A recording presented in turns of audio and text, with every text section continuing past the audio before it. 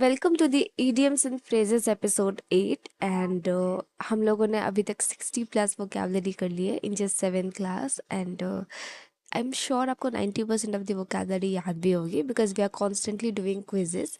सो बिना किसी देरी के let's start the episode 8. Close fisted person. Close fisted person वो होता है, फिस्टेड मतलब होता है मुट्ठी, हाथ का जो मुट्ठी होता है ना वो. तो अ क्लोज फिस्टेड पर्सन वो होता है जो कि बहुत ज़्यादा माइजर होता है. माइजर मीन्स कंजूस होता है, ठीक है. पैसा जो खर्चा बिल्कुल कर नहीं सकता, खर्चा या करना नहीं चाहता या उससे होता नहीं है, तो that person is a miser person. Okay, तो एग्जाम्पल देखो. Sara is a close fisted person because she unwilling to part with her money और resources even when it is in the spirit of community और helping others. तो even दूसरों के help करने के लिए भी ना सारा अपना पैसा नहीं देना चाहती. तो she is a miser person और she is a close fisted person, ठीक है, जो हमेशा कंजूसी करता है. Okay, can see this. Okay, now let's come to second. A dark, so second word is dark horse. Dark horse वो होता है लाइक एक ऐसा अनएक्सपेक्टेड विनर जिससे आप एक्सपेक्ट नहीं कर रहे थे कि ये जीत सकता है या फिर जीतेगा, बट वो जीत जाता है. तो that person is a dark horse जिसकी कैपेबिलिटीज जो होती है ना वो हिडन होती है, वो पता नहीं होती है, ठीक है, जिसकी पोटेंशियल होती है.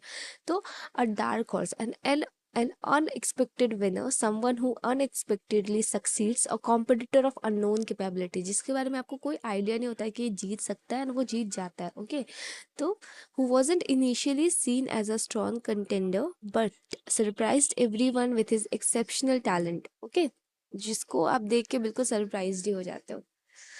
Hornet nest. हॉर्नेट नेस्ट होता है an unpleasant, difficult and troublesome situation. वैसा सिचुएशन जो बहुत ज़्यादा अप्रिय सिचुएशन है, डिफिकल्ट है एंड परेशानियों से भरा है. Let's take an example. Bringing up the controversial topic of layoff in the meeting was like a poking a hornet nest and suddenly everyone was arguing and pointing fingers.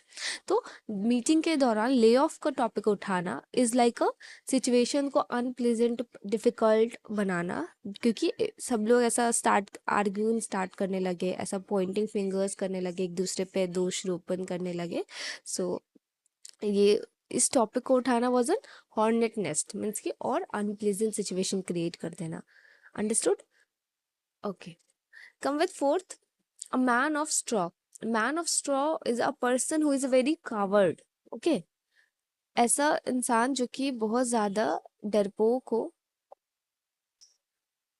He acted tough at work, but when it came to actually handling the difficult task, he was a man of straw, easily falling apart under pressure. मतलब ऐसा person जो बहुत ज्यादा coward और डरपोक हो. Piece of cake. Piece of cake means होता है वेरी इजी टास्क. आपको याद है एक और हमने इडियम्स पढ़ा था पीस ऑफ केक से related, that is a cake walk. उसका मतलब भी था वेरी इजी टास्क. तो अभी तक हम लोगों ने जितना भी केक से रिलेटेड पढ़ा है वो सबका मतलब है वेरी इजी टास्क. तो आप अब याद रखना ये चीज, ठीक है. सो एग्जाम्पल देखो. The math test was a piece of cake for Sara who breeze through it in just 20 minutes. Okay, so math test was like a piece of cake. Okay, now let's come to sixth. A month of Sundays.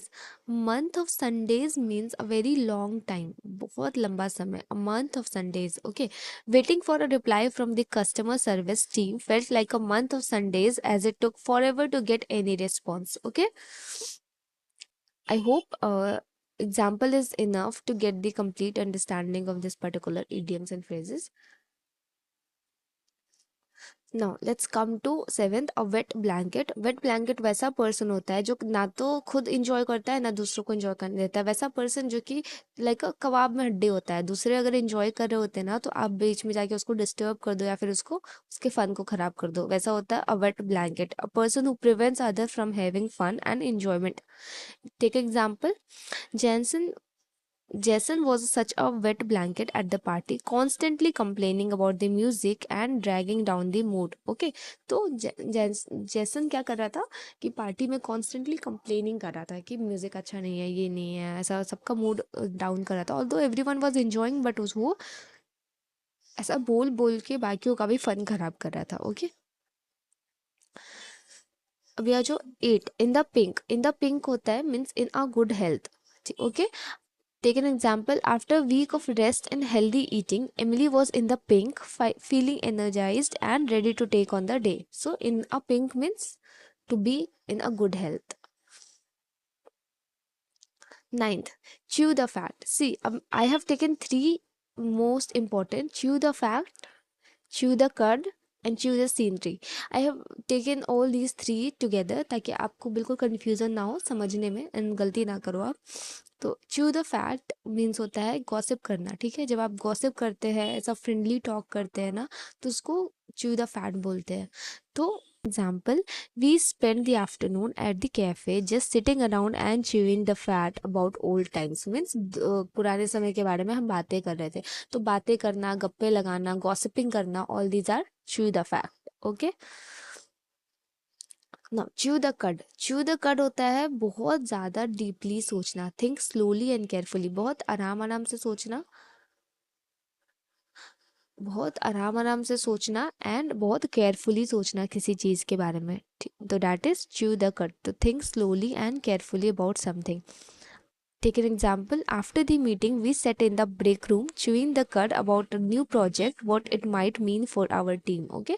तो बहुत गहरी सोचना, गहरे तरीके से slowly सोचना और बहुत केयरफुली सोचना किसी चीज़ के बारे में. नाउ chew the scenery क्या होता है? chew the scenery होता है जब आप ओवरली इमोशनल एक्ट करते हो. ठीक है, टू एक्ट ओवरली इमोशनल. किसी भी चीज़ पे जब आप ओवरली इमोशनल एक्ट करते हो तो that is chew the scenery. Take an example. During the play, the actor playing the villain really chewed the scenery, dramatically overacting every line to the point of making the audience laugh. तो during the play जो actor villain का किरदार निभा रहे थे, उन्होंने बहुत अच्छे से he had chewed the scenery. क्यों? क्योंकि उन्होंने बहुत ओवरली ओवर एक्टिंग करा है ताकि वो ऑडियंस को हंसा सके. ठीक है, तो च्यू द सीनरी होता है कि आप जब ओवरली इमोशनल एक्ट करते हो. ठीक है, नाउ 12, कैच 22. कैच 22 मीन्स होता है वैसा सिचुएशन जिसमें आप अब कुछ नहीं कर सकते. एक ऐसा सिचुएशन जिसमें कि आपके हाथ में कुछ नहीं करने का. You can't do anything. Okay, so देखो कैसे हो सकता है. एग्जाम्पल देखो. John found himself in a catch-22 as he needed experience to get a job, but he couldn't get experience without first landing a job. ठीक है, तो John खुद को कैच 22 के सिचुएशन में पा रहा है. क्यों? क्योंकि उसको एक्सपीरियंस चाहिए जॉब के लिए एंड जब तक जॉब नहीं मिलेगा तो उसको एक्सपीरियंस भी नहीं मिलेगा. सो ऐसा सिचुएशन जिसमें आप क्या करो, कुछ कर ही नहीं सकते. Okay, now 13, eat like a horse. Eat like a horse, घोड़े की तरह खाना मीन्स बहुत ज़्यादा खाना, बहुत ज़्यादा खाना खाना. Eat a lot of food. Okay, take an example. After his long workout, Mark eat like a horse, devouring a huge plate of pasta and salad in a minute. Okay, तो अपने workout के बाद Mark was eating like a horse. उसने सारा ही पास्ता और salad का प्लेट इन अ मिनट खत्म कर दिया. Okay, so eat like a horse means eat lot of food. 14th, it's raining cat and dogs. अब इसका ये मतलब नहीं होगा कि आसमान से डॉग्स एंड कैट्स की बारिश हो रही है, बारिश में डॉग्स एंड कैट गिर रहे हैं. इट मीन्स कि बहुत ज़्यादा एक्सट्रीमली हैवी रेनफॉल हो रहा है, बहुत ज़्यादा जोर की बारिश हो रही है. That's why we are saying it's raining cats and dog. Example देखो. We were about to leave for the park when it started raining cats and dogs, so we decided to stay inside instead. Okay, तो it's raining cat and dog means बहुत जोर की बारिश हो रही है, बहुत तेज की बारिश. ठीक है, चलो आ जाओ. 15th, किथ एंड किन. किथ एंड किन मीन्स होता है ब्लड रिलेटिव, आपके रिश्तेदार. योर रिश्तेदार, चाहे आपके कजन हो गए, आपके कोई भी रिलेटिव्स हो गए, जो भी आपके ब्लड रिलेटिव्स में आ जाते हैं वो सारे आपके किथ एंड किन कहलाते हैं. ठीक है, तो take an example. For the holiday reunion, Sara invited all her kith and किन, ensuring everyone from cousin to close family friends could join the celebration.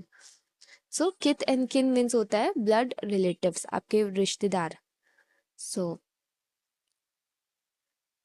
we are at the end. So do join the Telegram channel and do the quizzes. Quizzes helps you to retain everything in a long run. So quizzes करना मत भूलो. Game of CGL Telegram channel को join कर लो and हम लोग रात में मिलते हैं क्विज के लिए.